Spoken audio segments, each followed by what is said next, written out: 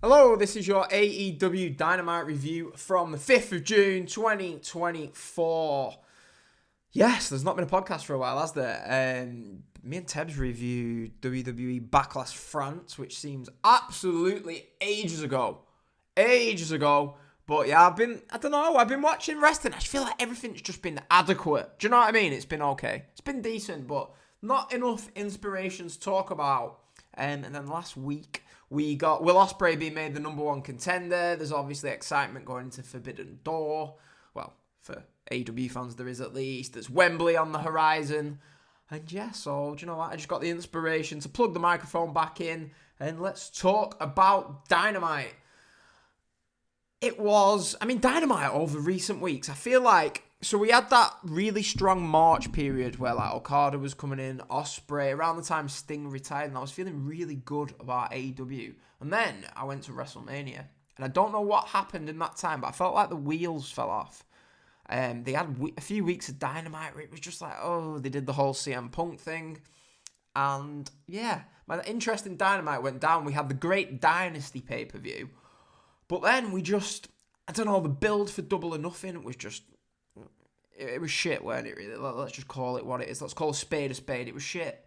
It was, we had Ospreay, Roderick Strong. Nobody wanted Ospreay to face Roderick Strong. Swerve defended the title against Christian, it's tough, innit? Because you can have Cody Rhodes in WWE facing let's face it, an upper mid-carder in AJ Styles, and it works because it's WWE, the hot at the moment, somehow. And then in AEW, because they're on the down, they can't get away with having your champion defend against Christian. But, that pay-per-view, it was that was a very, very long pay-per-view. I didn't enjoy that pay-per-view. Let's not make a mistake. The wrestling was solid to good. There was nothing great on the show. But it was just long, and it wasn't... Do you know what I mean? It can be good without it actually being entertaining, which is exactly what I found for that pay-per-view. But then last week we got a bit of the same, really. Do you know what I mean? The show wasn't that good last week, but we got a really good main event. I watched Collision on Saturday, and I enjoyed Collision. It was just Collision. I'm feeling like I'm enjoying Collision more than Dynamite at the moment, which begs the question, why are you doing a review on Dynamite and not Collision? But yeah, we obviously got now the Swerve Ospreay match from last week. Now, I was complaining about this on Twitter. Well, I like to complain about things on Twitter, obviously, but I've had a lot of time to think about it. And do you know what I mean? Yeah, it's not ideal. It's not ideal that, bang, why are you doing Swerve v Ospreay at Forbidden Door? Everyone thinks, like, Swerve is the champion. Ospreay is your hottest talent at the moment. Ospreay is obviously from England, so why not have Ospreay win the title from Swerve at Wembley? But do we really want 2-3 months of not a lot? No, Forbidden Door. New Japan haven't got much to offer. The CMLL guys haven't really been built up enough to have a main event match. So do you know what? You don't have time to mess about. Clearly, but now a lot of people are saying, Swerve Ospreay, they're going to do something and build to the rematch at Wembley. I don't see them doing this. I think what the reasoning behind this is, look, they've thought, we're not doing Swerve versus Ospreay at All In. We need a big match to main event Forbidden Door. So if we're not doing it at All In, let's just do it now. Do you know what I mean? This match isn't happening at All In, so let's just get it main event Forbidden Door with it. Plans seem to have changed. But the big thing for me coming out of this Dynamite was finally, after almost 3 years with the company, kicking and screaming. It finally looks like, I know we had the matches with Hangman Page and MJF, but it finally looks like we're actually potentially going to get that big march to the title for, apart from Ospreay, the best wrestler in the world, Bryan Danielson. He had the 8-man tag. It was Blackpool Combat Club. That chat is for another day, but Blackpool Combat Club for me, just a boring faction. We don't need that faction. I'd be much interested in what they each do separately. Obviously, it's been good for Wheeler Yuta, maybe, but I feel like it's really watered down Danielson in AEW as a character. Now, obviously, the matches have been brilliant, but now it looks like they might have ended that Team CMLL versus Blackpool Combat Club stuff, and now Bryan Danielson's come out. He's saying, look, I'm going into the Owen Hart tournament, and obviously the winner gets the title shot at Wembley, and he's going for that, so the question is, I mean, are they going to do? I'm looking at it and I'm thinking, right, you can't really have Swerve beat Ospreay clean and then move on to Wembley.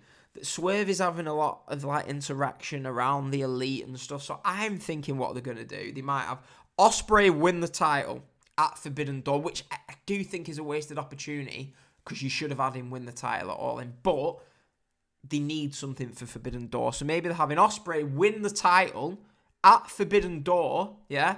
He can then go on to face MJF or Bryan Danielson, and you've got Swerve, who's lost the title. Mate, who knows what the reasoning behind that could be. He's lost the title, but he's got this built-in feud with the Elite. He mentioned in his promo backstage tonight that he wants to be on Team AEW if the opportunity arises. So what have you got coming up? You're going to have Blood and Guts. You can have Swerve regain his momentum, go into Blood and Guts, and he can beat the Elite, and then you can move forward potentially with Swerve versus Hangman Page at Wembley. Who knows? That could be for the title. You could have Swerve go over Ospreay. You could have Swerve win Blood and Guts, and then you could still do Swerve versus Hangman for the title at Wembley. Who knows? But it's exciting. This is what this has done. This is what this Ospreay and Swerve match has done. It's got the debate. Everyone's talking about which direction are you going to go for Wembley. I genuinely don't know who's going to win the match at Forbidden Door, which is really, what a time to ring, which is really important that happens. Great. Mum, what a time to ring, Mum. We will be back. See what Mum wants. Yeah, do you know what? Anything can happen when you're recording, so I'm not going to cut this out. I'm not going to edit it. Basically, my mum was just ringing me up because we are renewing my daughter and ordering my son's passport because we're taking them on holiday in a month. A week after Forbidden Door accident, actually. But hey, we were talking about something. We were talking about the chat surrounding Ospreay versus Swerve, how it's got the talk going and that now there's actually something to talk about. Was anybody actually talking about what's going to happen with Swerve versus Christian? No, because everybody knew Swerve was going to win. Same with the Roderick Strong match night. No, we all knew Swerve was going to win. Same with Cody Rhodes versus Logan Paul. Same with Cody Rhodes versus AJ Styles. And I think that explains why there's just been a lack of interest for me in wrestling at the moment. But now, let's get into it. We've actually got something exciting going forward. Ospreay, Swerve. We've got MJF, who actually called out Ospreay in his promo, and Swerve. Danielson said he's going. So we've got 5 big competitors, assuming Hangman Page decides to come back to work at some point. 5 big competitors, potential storylines going into All In, and it's exciting. Do you know what I mean? It's good to come on here and say, yeah, I'm excited for where AEW's going, because that has not been the case probably since they signed. So probably, I think, March. I've not felt good about AEW since March, but now the stuff, I mean, don't get me wrong, the stuff on this show that I actually didn't enjoy, but there is stuff that is interesting going forward. The excitement for Wembley is here. And yeah, let's actually get into the show now. So I've talked about what we're actually excited about. I mean, the main event was Swerve versus Roderick Strong for the AEW World title, which we got into. This match didn't need to be a 20-25 minute back and forth match, yeah. Although it would have been great, do you know what I mean? I was hoping we might get like a 4.5 star TV main event like we used to. It wasn't actually necessary. What was necessary was Swerve going over Strong and convincingly, which he did. I don't really know where Roderick Strong goes from here. That whole stable's just been a bit of a waste of time on it, but I think they've realised Swerve beat Roderick Strong. That's him done. He's done now. He's out of the title picture. MJF did the same with Adam Cole. I think they've realised it weren't working. Let's get rid of it and let's go forward. So the match itself was good. Swerve won clean. I think it was about a 12-13 minute match, something like that. It was a decent TV main event. And yeah, I mean, we got that great image when the show went off air of Swerve waving with that old lady doing his dance. I mean, that was like a great visual to end the show. It's been a good week for Swerve, I think. Got a nice title defence here. It's exciting where it's going with Ospreay. And then he went on Bully Ray's show and he told them two dicks, Bully Ray and Mark Henry, exactly where to go. Because, I mean, I'll be honest, Swerve has been booked okay in the last few weeks. Yeah, the start of it wasn't great. Hopefully it's picking up some momentum now. I'm feeling a little bit better about it. But obviously Bully Ray, Mark Henry, they went on. And Bully Ray, what a dick. What an absolute dick. I mean, I love that Swerve corrected him. For years, we've called wrestling pay-per-views, yeah? But WWE, now, it does make sense to change because it's not a pay-per-view. But it is, do you know what? It is a pay-per-view, and they will always be called pay-per-views. I'm not coming on here and be like, oh, the WWE PLE. No, it's the WWE pay-per-view. It's the AEW pay-per-view. Yeah, that is what it will be called. I'm sorry, I'm stuck in my ways. I'm old, I'm grumpy, I'm gatekeeping. That is what it's called. And for Bully Ray, someone who's been in the business for 30, 40 years now, to be like, oh, because he's a little WWE shill, and he's like, so the PLE from the other week, and I love that Swerve went, no, we don't do PLEs over here with the pay-per-views, and he put his authority down and stamped his AEW mark there. Now, if you've got any WWE listeners listening to this, do not think I am some AEW mark. As I say, whenever you praise AEW, it means that you hate WWE. It's none of that. I enjoyed both shows. Yeah, I watched Raw the other night, and the first hour and a half of Raw was actually pretty good. Yeah. But I do like that Swerve went on that. I'm sick of these old-timers hating on AEW. It's like, look, just because you tried to build competition with ECW, WCW, yeah, and it failed miserably. I'm looking at you, Eric Bischoff, yeah, failed miserably. Yeah, you had really high heights, but then it didn't last, did it? So they're so bitter that AEW now, and Tony Khan's got all his money and they're coming along. And maybe, you know what I mean, they're not going head-to-head with WWE, but there's a wrestling war going on. They might not be going head-to-head in terms of viewers, in terms of crowds, weekly crowds at the moment, but they're signing the talent. Do you know what I mean? They are going for it, yeah? And these old-timers can't handle it. They cannot handle it, and it's embarrassing to watch. It's embarrassing to watch. It really is. But, yeah, that's basically my thoughts on that. I mean, there's a lot of stuff. I mean, this show, the MJF promo, now the MJF promo where he's talking about Swerve and Ospreay, it's making me he made that comment, didn't he, about Brits and teeth.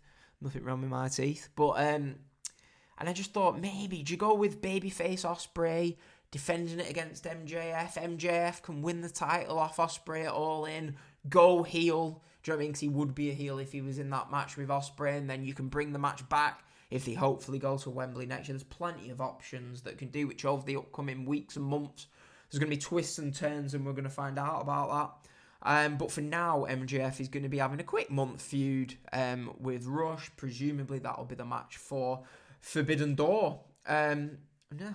I mean, there was a big moment in this for me, which just signalled maybe the old... I mean, let's not make a mistake. MJF was going back to a little bit of comedy in this, saying, oh, I'll just face some random Mexican or Japanese wrestler at Forbidden Door, which I was thinking, oh, I don't want to hear this. I don't want you going back to your old tropes and stuff. But as I was thinking, oh, go away, MJF, I'm sick of you, he did show some sign of changing, because he made a comment about, like, Rouge being a big baby, and the crowd tried to get a chant going. Yeah, sort of like that awkward promo a couple of months ago where he came out and he was trying to get the chants going, and people pushed back on that and said, no, we don't want this. And the crowd got this whatever baby chant going, and MJF said, no, don't do that, don't do that. And I was like, yeah, fucking tell him, MJF, don't do that. And then they carried on doing it. No, I'm serious, do not do that. And it was like, bang, that was the moment right there where hopefully serious MJF is back. The character that we all loved a couple of years ago, because I'll be honest, I hated the MJF character that we saw for the majority of 2023. But the old MJF hopefully is back there. Rush comes out, they go for a brawl in the ring. I was like, yes, this is what we want to see from MJF. So I'm fine with this feud going forward with MJF and Rush. Hopefully this is the MJF that we get. So there was the positives of that, the positive of Bryan Danielson, the positive of Swerve's momentum heading into the match with Ospreay. And then the rest of the show was meh. They were the positives. I mean, the rest of the show, we got Orange Cassidy versus Jay Lethal versus Kyle O'Reilly versus Rey Fenix. The match was all right. I mean, positives, we get Rey Fenix versus Will Ospreay. All right, casually throw in Rey Fenix versus Will Ospreay next week on Dynamite. It's going to be great. It's going to be crazy. Looking forward to that one. I actually drove with my good mate Danny to Wolverhampton, about a 2.5 hour drive, because they announced that Phoenix was facing Ospreay for a Fight Club Pro show about 5 years ago, and they went out there. They probably had like a 4-star match. Just went crazy for 12 minutes. So yeah, expect more of that next week on Dynamite. So yeah, Phoenix versus Ospreay. But the show, I mean, it was a fine match. And then we got Orange Cassidy, some nonsense with Don Callis. Mark Briscoe defeated Brian Cage. I mean, I was actually worried Brian Cage might win this, because they'd been building up they changed the, what was it, the the Swerve group to the, Cage of Agony or whatever. So I was thinking, they're getting behind Brian Cage here or what? But no, Mark Briscoe is a very good babyface mid-carder, gets the win, and he will go into the ladder matches. Anyone else sick of ladder matches? Because I am. We got, as we alluded to before, Blackpool Combat Club defeated Team CMLL. Hopefully, Schiavone put it best when he said, hopefully this rivalry's over, but part of me thinks Bryan will probably have a match with maybe Mystico at Forbidden. I can't see Bryan not doing anything at that pay-per-view. We got Paige defeating Mariah May and the Despot in the semi-main event. And yeah, they were the matches. So there was no memorable matches on the show. No matches I'd say that were any better than decent and passable on the show. But as I say, there was those positives of where the characters and I'm excited about the future, which is what TV is supposed to do. The directions of Bryan, the directions of MJF, the directions of Swerve Ospreay. They're the positives. The negatives, the Chris Jericho. I'm not as negative on Chris Jericho as a lot of people, but it's just a bit fake, this character. But I suppose that's what it's meant to be. There was that stuff. Christopher Daniels coming out to announce what match was next, all that. The Elite stuff wasn't really prominent this week. No Okada. So yeah, the show itself, I like the directions they're going, but there wasn't anything actually memorable on the show, if that makes sense. So there's nothing that I'm like, yeah, that was memorable. So yeah, I can't give the show a thumbs up itself for the actual quality of the show, but I'd say it was a 5.5 out of 10 to a 6 out of 10 show. Decent matches, okay promos. Am I going to remember this Dynamite in a month's time? Probably not, no. But the directions that they're going in is positive. Do you know what I mean? And I'll take that because, as I say, the build to Double or Nothing was a giant sack of shit. Yeah. But yeah. Anyway, we'll roll on as Forbidden Door edges closer, All In edges closer. We've got the Owen Hart tournament. So yeah, that was Dynamite. Do you need to go out your way to watch it? If I'm going to say what do you need to watch on the show, watch the MJF promo. Nice little pull apart with Rush. But hey, did we really need pull aparts in AEW? I'm not sure if that would have happened at the start, but it's the world we're living in now. Go and watch the MJF promo. Watch the minute of the Bryan Danielson promo. The Swerve backstage promo. So I'm recommending 3 promos. Probably take you 15 minutes to watch. So yeah, the whole point of these Dynamite reviews is for me to come out and tell you what I think of it and what you need to go and watch. So there's no matches that you need to go and watch on this show. The MJF promo's all you need to watch. And yeah, that is it for a Dynamite review. I'm going on holiday next weekend, so you might get a review of Dynamite next Thursday, but heading into All In, you will be getting weekly Dynamite or Collision reviews. So yeah, hit the subscribe button. I am Daniel. This is the PCB Wrestle Pod. And yeah, thanks for the phone call, Mum, halfway through the show. And no, I'm not in a basement, Bully Ray. But yeah, that was it. That was your Dynamite review for June 5th. Shout out to the crowd, by the way. The crowd was good for this show. And yeah, that is it. Maybe I'll speak to you all next week. Hope you enjoyed the show. See you later.